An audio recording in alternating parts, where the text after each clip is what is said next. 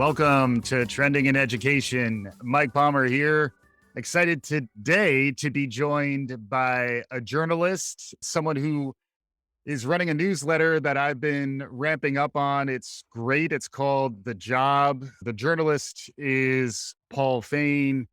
Paul is joining us today. We're going to talk about what's happening in the world of education as it relates to getting a good job and all the disruption and transformation that's happening in that space. Paul, welcome to Trending in Education. Thanks, Mike. Good to be here. Good to see you. Yeah, it's fantastic to have you. You have an interesting background. I was doing a lot of reading as prep because you've done a lot of writing over your career. For those of you who might want to track Paul down, it's Paul Fain, Paulfain. He's at Paul Fain on Twitter. The newsletter is The Job, and now Work Shift is also coming out. They're all through Open Campus. And if you want to find those articles, they'll all be on the show page. It might help you read along with us. Yep. Yeah, if you do have your hands and your eyes free. If you're driving, please just continue to listen. Can you catch us up on who you are and how you got to this point in your professional life? Yeah, I started covering higher ed 17 years ago, or maybe 18 at the Chronicle of Higher Education, covering kind of the business and management side of things. And then I went over to Inside Higher Ed and spent 10 years there, mostly writing about lower income students. Eventually, I became an editor and covered policy, emerging models of education, and then, of course, the pandemic. And then from that point, you've recently ventured out into something new, something different, something I can certainly empathize with. A lot of people are thinking differently about their careers, something you even are writing about. But can you catch us up on the most recent chapter in terms of your professional life? Yeah, I'll give you the Cliffs Notes. At Inside Higher Ed, I was really focused not necessarily on the silos of higher ed. The beats we used to do in higher ed journalism were very siloed. You covered community colleges or public universities or state policy. I was organized around low income students, underserved student populations, which, as we know, it's a big group, residential students being just 1 in 5. And over time, got more and more into interesting ways to try to serve these students, models that would be worth watching, competency-based education, short-term credentials, et cetera. And if you're doing that, you're increasingly interested in the value they have in the job market. I covered the gainful employment fights with the for-profit sector, that concept of an accountability, a regulation. But really, more than anything, as you know, the reform movement in higher ed during most of my time there was around completion. Yep. We're getting more students access to higher education over the decades. We got to get more of them through. And it's hard to believe this now, but when I first started, you would get community college presidents who would visit and say, it's not really our job. These are adults. We don't know why they come to college. Look to your left, look to your right, all that stuff we remember. You don't hear that anymore. Higher ed definitely, I think, has accepted, maybe not as well as it could at times, but its responsibility to help folks get to graduation. I think the connections with the workforce have some similar threads there. Yeah. Higher ed doesn't control the economy, but I think it's increasingly tough to say what happens to students after they leave us isn't our responsibility, particularly, frankly, as more data emerged about the problem, particularly as you disaggregate it by race and gender. This led to you now putting out your own shingle to a certain extent, where rather than being an editor within, Inside Higher Ed, you're now captain of your content ship. Where are you headed? Yeah, I mean, at Inside Higher Ed, we all felt that we could do more coverage around connections with work.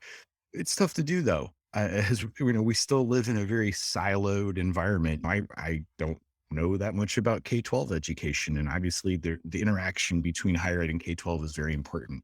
I think as a society, we tolerated these gaps more between K-12 and college and jobs than we should now that we've seen how bad some of those gaps are. And the pandemic making those more clear. So, Yeah. I decided when I left IHE, still love those guys, wrote a report for them last year, that it would be worth trying to cover that space in between. And Yeah.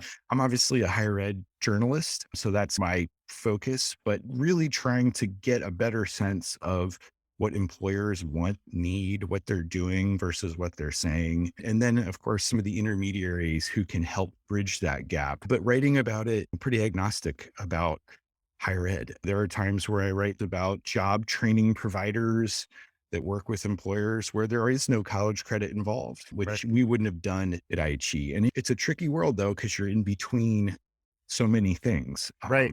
And that's tricky from an audience standpoint, but also from just covering the issues. I'm frankly still learning how to work with some of these big companies that have just such different giant PR operations and needs.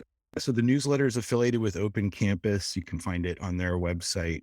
It's called The Job. And then interest was high, which is good because there's a lot going on in these beats as we'll discuss. So we added a new publication called Work Shift, a weekly publication. So I could tap some local reporting both through the Open Campus network and with some veteran freelancers and editors to add some human and regional reporting, which I think we really need. I think Yeah. I'm in the Beltway, but ideally, I think these issues are so complex and so different in different parts of the country that you really need some understanding of what's happening locally. Yeah, that makes sense. Can you give us a sense of the state of play? What's the space that you're typically reporting on?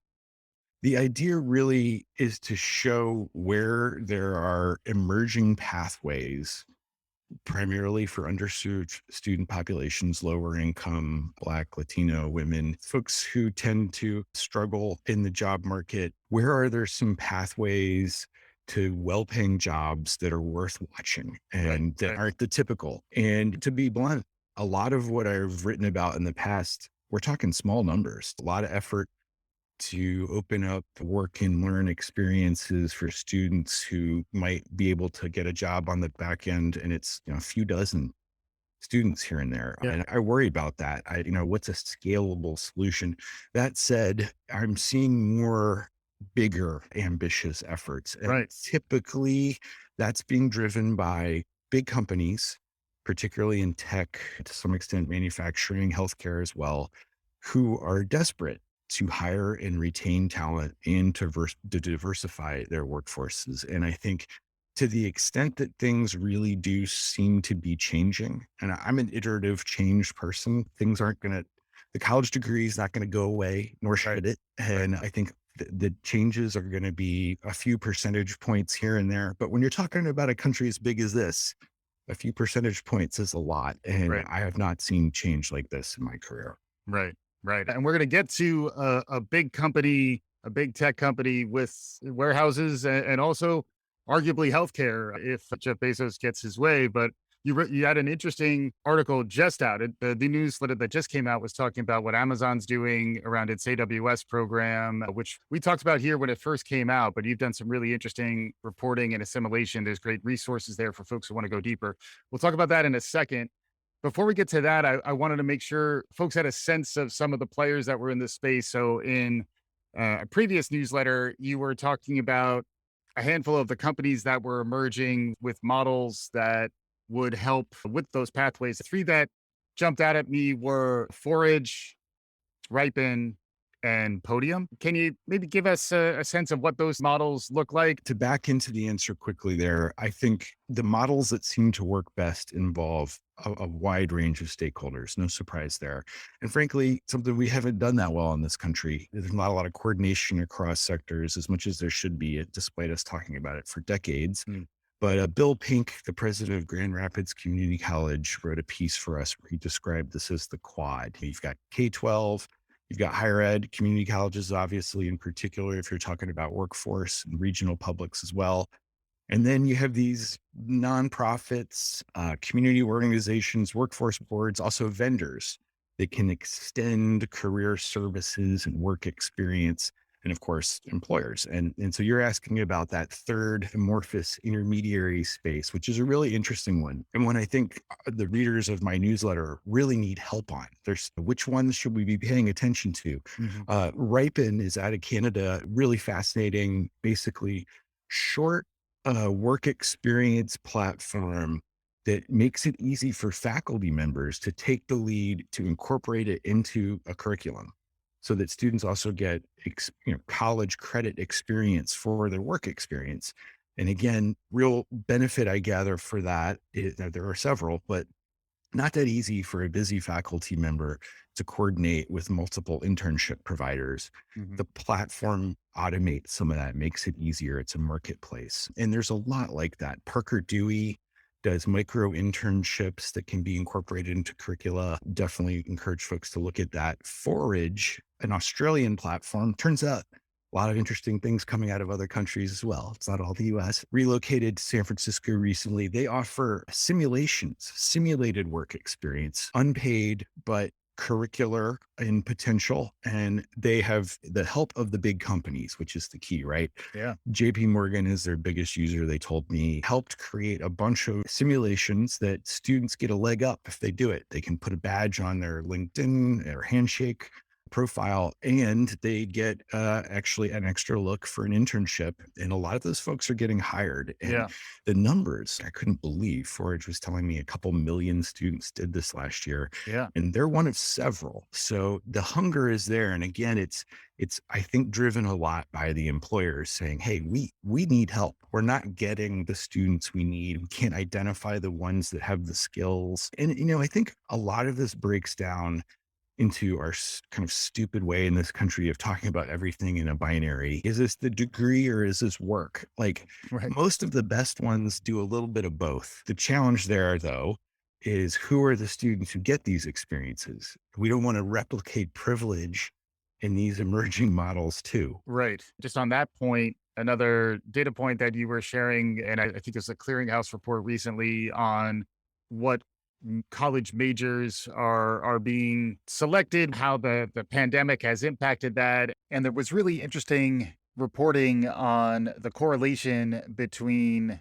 the majors that were being selected, cutting by race, where students of color were choosing majors that would lead them into the helping professions, whether it's education or social work or other forms of healthcare, social services, which then wouldn't necessarily pay as much down the road. Can you expand on that? Yeah. And it's such a difficult, challenging problem. And if anybody tells you there are easy answers here, be skeptical. Within college majors, we all know in the aggregate, some pay off better in the job market than others. Even that is a hard, you have to Yeah. caveat that. Like Mhm. a lot of humanities majors don't earn a lot right after college because they're in grad school or and then 10 years, they're doing great. And their screenplays tend to be better too. Yeah, that's right. Yeah. Yeah. Here we are, two communicators doing all right for gainfully employed. So we've talked about that a lot. There's those pay scale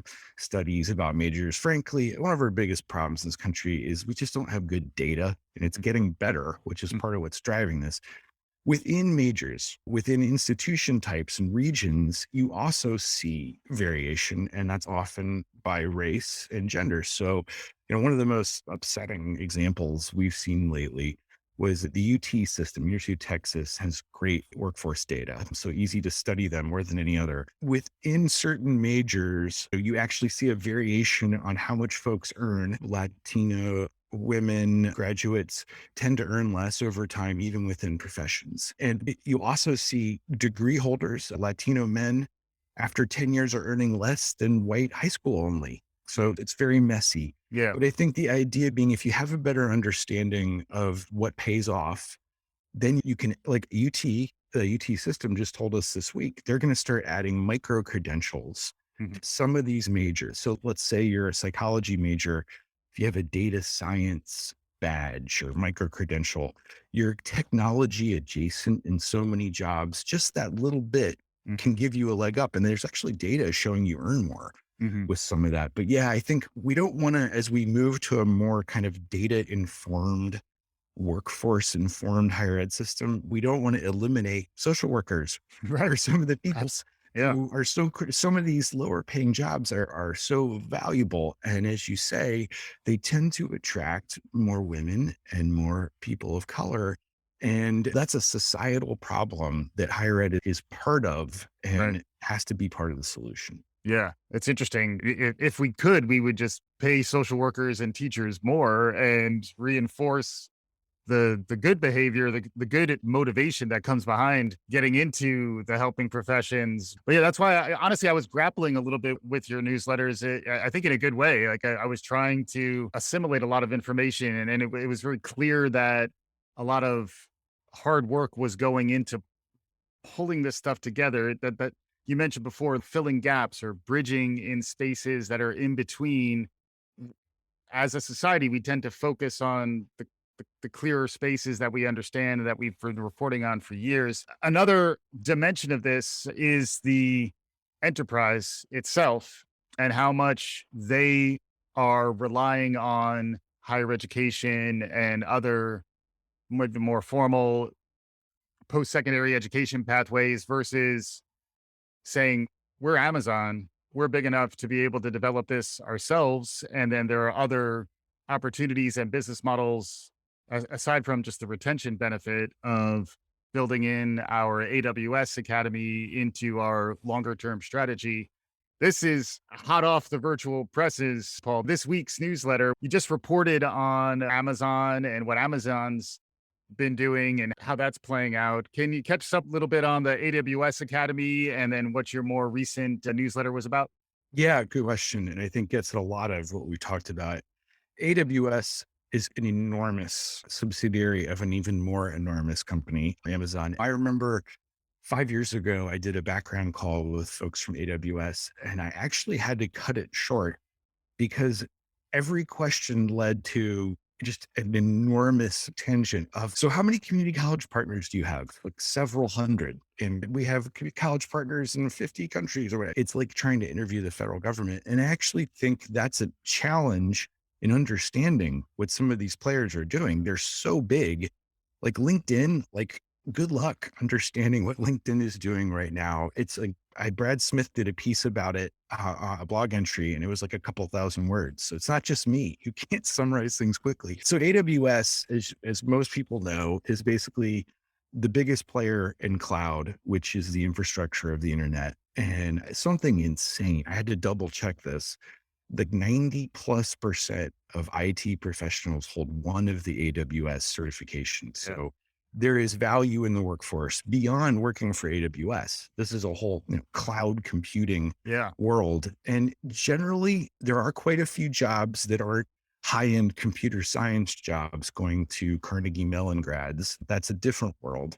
Yeah. It's just folks who understand things. I tried to get a granular example so I could understand this. If you're working at all with personal records, say in healthcare, it's in the cloud, it has to be secure. So you need cloud folks who know how to protect that. So there's elements of cybersecurity, lots of things like that. Yeah. And AWS will tell you this is not just altruism. There aren't enough folks who have the basic skills for them to hire and for their customers, more importantly, their supply chain. So they have reached into post-secondary training themselves for free to offer this training to educators, to colleges, to college students, so they can earn these certifications at a discount with free training. And their goal is to train 29 million people worldwide for free so that more folks will have those certifications, those skills to work in the industry broadly. Yeah. Yeah. And it makes sense in that they're big enough that they can do it. And you could see this learning become a flywheel for Amazon. You want the world to adopt your system. And if the humans who are powering your workforce are pot committed to Amazon by virtue of having an AWS certification, it perpetuates the prevalence of that model. So it's good strategy if you're trying to continue to dominate the world, but it's also beneficial to the workforce. And then it's also interesting in that in this case, higher ed plays less of a role, but in many other cases, Amazon being as big as it is, Amazon is also partnering with universities and supplying its workforce with access to higher education as a benefit. Can you talk a bit about that trend as well, where increasingly organizations are baking in relationships with higher education into their benefits package? Absolutely. And you raise a good point, by the way, on the proprietary aspect here. I believe Amazon's more than 30% of cloud Yeah. worldwide, and Google's something over 10. But yeah, and they obviously do want their systems to be used and understood. But I do think also, I'm convinced Yeah. that they struggle with hiring across their customer chain as well. Then to develop folks in their warehouse. Another big part of the Amazon story that we were talking about when it first came out was what's the pathway if you're in the warehouse for a while? And then even if you're actually going to wind up leaving, outskilling is another trend. Like if Amazon is, if you won't be able to be employed in the warehouse for the entirety of your career, you're either going to need to be promoted within the organization or you're going to exit. And if you could exit with the tech credential that will give you better long-term economic outcomes, in some ways they're in the similar boat to where higher ed is, where when these employees leave, can they have something of value down the road? Yeah, it's interesting how the challenges in certain ways are parallel for higher ed and for the big employers. So, to be clear, AWS, you've got credentials and certifications that they subsidize through traditional higher ed, community colleges, Miami-Dade, et cetera, other 4 years, and through non-college training programs, primarily, I believe, through their new Restart program, Mhm. where they partner up with groups like Year Up and others. Amazon Central, the biggie, they, like many big companies that have retail and tech components, Walmart, Target, et cetera, are struggling to hire and retain workers to sweeten the deal on both ends as a hiring benefit and as a retention benefit, are offering tuition, free college, let's call it free college tuition. And Amazon is new to this, and they're going to announce their university and college partners at some point to work with them on that program. But my understanding is this is aimed at 750,000 of their frontline workers, right? Mhm. A lot of those folks they want to keep, they want to identify as promotion material, and the extra training and the college degree, college credentials can help there. If they leave, the outskilling, I believe the company is sincere in that it understands it has a responsibility, as it and many others automate lots of jobs, Yeah. but those folks need some skills that are transferable. A college degree is one thing. You're providing like the Starbucks, Arizona State model Right. of a degree completion program. How many people can take advantage of that? Not as many as we thought. We could talk about that for a couple hours. I think the big thing that could happen is more customized credentials for a big employer. And I don't actually know what Amazon is doing, but we'll all find out if they actually can offer micro credentials that stack up to a degree, Mhm. that have both skills that are valuable within their employment empire, where you can get advanced if you have a credential, but ideally that you could go somewhere else, another employer. And I think and it's just like higher ed, right? We still have this terrible transfer credit problem Right. where colleges don't honor credit from other places. People accumulate huge numbers, waste time and money, don't get to graduation. If they don't, they're not holding something of value. I think as employers get more in this game, it's going to be important, as Shale and Giotishi told me from New America, that they give you something transferable and portable as well. Yeah. And it'll be interesting to watch the marketplace evolve around the design of those skills and how transferable they could be. Related to that is this idea of the blockchain and Web3. I was going to mention VR when you were talking about simulations earlier, because there is this new wave of activity generally under the umbrella of Web3. It's getting a lot of marketing buzz. The Consumer Electronics Show just happened. It's very buzzy. It's very much the future is coming. Are you ready for these new economy skills that are emerging? Any thoughts on the latest generation? Will our learning record stores be all on the blockchain in 10 years? And do we need to be getting certified? It's a very important question. And boy, I wish I had some easy answers. I told you early on, I was covering competency based education. I guess early on in this iteration, I think goes back decades. But the big challenge there is moving away from the traditional blocks, units of learning, that the 3 credit for a course, actually breaking it into individual skills and competencies, hasn't really happened at scale. Western Governors University, one of the two largest in the country, would disagree. It's competency based, but beyond them, there's not a ton. There's a lot, but it hasn't replaced the credit hour. We as a country haven't figured out what to do with that question.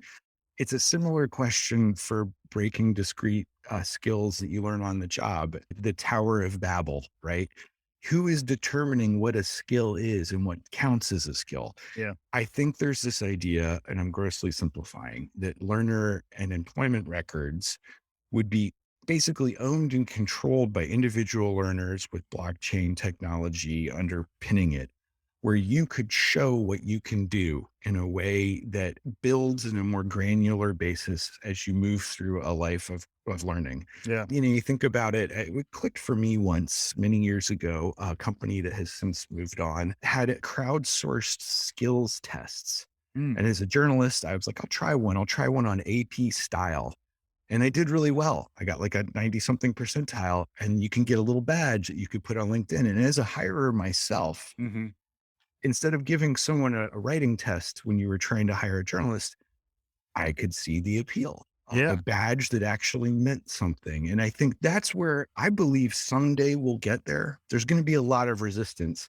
And I don't know how long it'll take and who will own the market, whether that's a coalition, whether it's government overseen. I don't think most people want that. Right. But right now it's pretty messy. And there's a lot happening though. And then the skills are emerging so fast. I remember Bill Taylor said, "Are you learning as fast as the world is changing?" That was a quote that has stuck with me for many years now. Even the emerging competencies, whether it's AWS or cybersecurity now, they're only as far ahead as they can be because they can't keep up with the change themselves. If you look at the way blockchain is transforming the way people think about technology and the way we're thinking about virtual reality, artificial intelligence, there is a new wave of technology that is coming through, which will bring with it the automation that you're talking about. How quickly can the different components of this ecosystem respond to these massive disruptions in skills and competencies that are necessary? Yeah, great question. Just like the stackability challenge, if you don't have this, if it isn't current or valuable, it's worthless. And I think about like, had I gotten a micro credential in Netscape back in the early, like nobody wants that. Companies go out of business. Colleges don't go out of business as much as companies do. But from what I gather, if you really need the companies involved, somebody who can explain the changing skills and updating them a lot. And then you also need some sort of underpinning again that goes beyond proprietary concerns that can articulate these skills, whether you're working in a Google platform or an Amazon platform. And again, while I think it's early days, there are a lot of smart people working on this. The Open Skills Network, American Council on Education, there's a lot of things happening. And, this idea of Ryan Craig, one of your Yeah. previous guests calls Yeah. the kind of competency marketplace where employers, students, colleges, everybody can come together in a LinkedIn like environment where you can see what skills are needed for a job and Mhm. how to get there. I Yeah. think that's what everybody's chasing. Yeah. And a lot of interesting companies and entrepreneurs and folks who are excited about the future of education and understand the transformation that's been happening due to the pandemic. I've heard it referred to as liquefying the status quo, where things that were rigid and immovable suddenly had a little bit of give. I like that thinking because it also makes me wonder whether we're gonna solidify again and be stuck in a more new normal, or if you have different understandings of how the future may play out. This is where we look into our crystal ball phase of the conversation, Paul. On the horizon, maybe looking a little bit further out, do you see any larger trends that are worth paying attention to? Or do you feel free to make a prediction? Because then when I have you back on the show, I can ask you about it. What trends are capturing your imagination these days? Yeah, generally avoid predictions in my past, but given all the change happening right now, I do think journalists can add a little bit in terms of at least identifying what to watch. And something we haven't really talked at all about is the enrollment collapse of Yeah. higher ed writ large. It's bad. It's really bad. It's getting attention now, but I feel like it didn't get as much as it should. You're talking about 15% of community college students, thereabouts, vanishing during the pandemic. And in fact, it's another place where the level of detail that you went into here was just looking at the average without, Southern New Hampshire and Western governors, the numbers shift in really fundamental ways. So there is some good due diligence around data and good quantitative sensibility that goes into the reporting here. That I thought was really important as well. I appreciate that. Yeah, no, there's no easy answers. Each sector, you can't generalize about higher education. You can do it. Everybody does. Is a college degree worth it or not? It's a dumb question.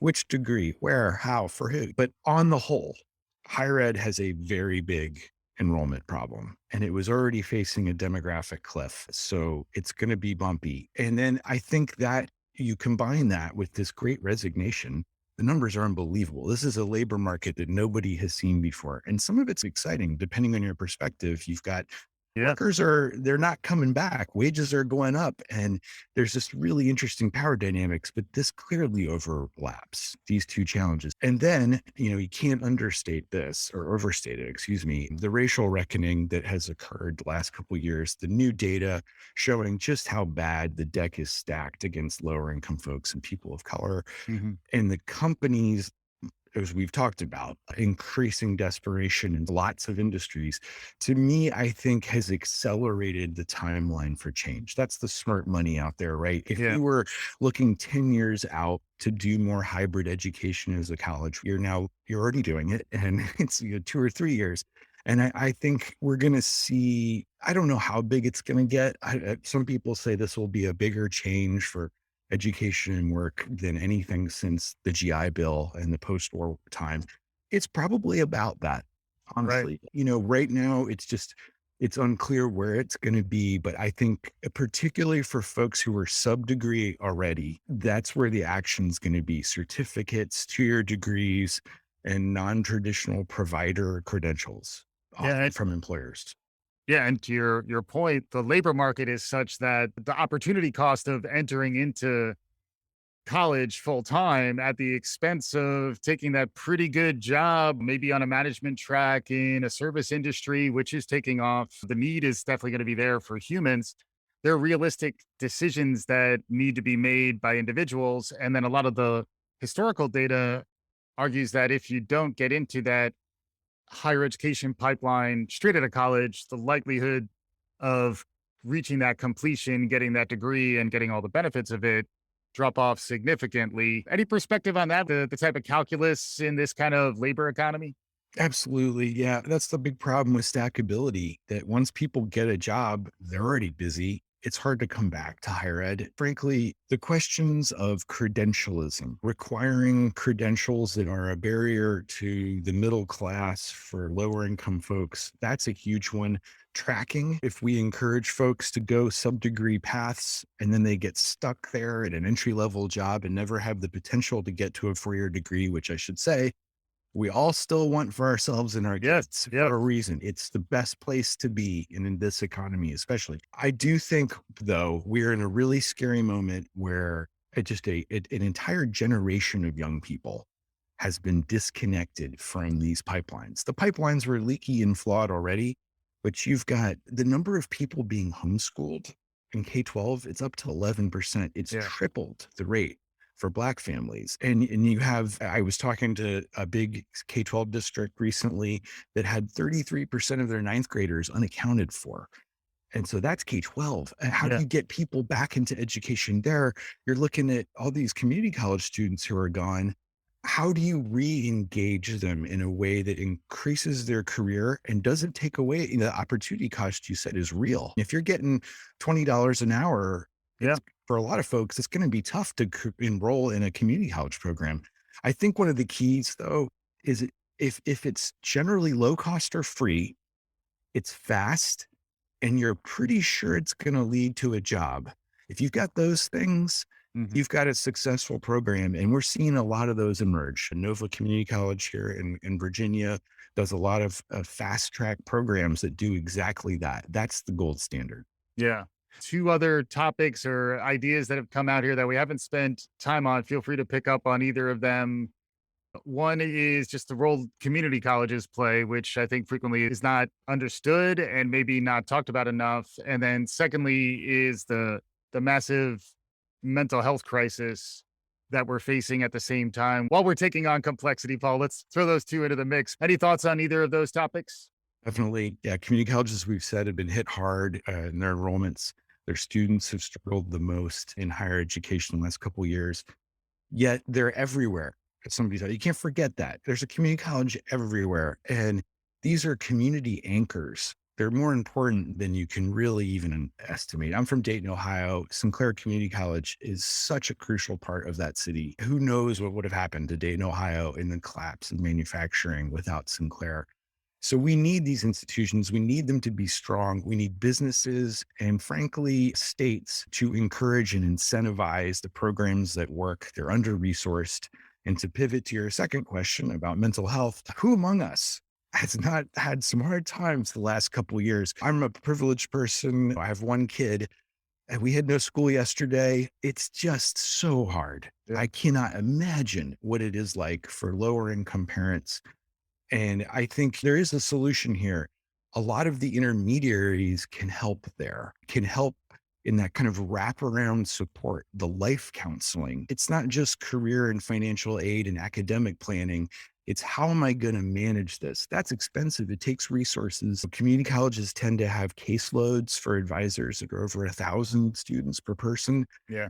We as a society have to find a way to give more one-on-one support, particularly to people who don't have family help, who know how to navigate our incredibly complex systems. Yeah. Great stuff. Now, I think we bring it home, Paul. I would encourage folks to track your stuff down. Paul Fain, the newsletter is The Job, and also Work Shift through Open Campus. Any concluding thoughts? Any takeaways based on the conversation we had so far? Yeah, at the end of last year, after writing all those newsletters and talking to all these smart people, I had a couple weeks off and I thought about what I heard, like what the common themes were. And one that kind of shoots across all of it is everybody benefits if they are able to get some help on career exploration. And I mean that in the biggest sense. Like, what do you want out of life? Mm. Where do you want to live? What are you good at? What do you like doing? And you have to start early. Mm. And for, again, privileged folks, they get a lot of help with that as they move along. We need to start in middle school, if not before, with more of that, more of treating people like people and really trying to help them think through what options are out there. As a country, we do not provide good information to people about their options. People are smart. There's a reason why they're not enrolling in college. They're not taking jobs right now. And I think if we start there in helping people figure out what they want, and that takes resources, we'll make some movement on these very tough challenges. Fantastic stuff. Paul Fain, thank you so much for joining us on today's episode. Thank you, Mike. I enjoyed it. Good questions. Awesome. And for our listeners, hopefully you enjoyed what you were hearing. If you did, write us a review, subscribe. We'll be back again soon. This is Trending in Education.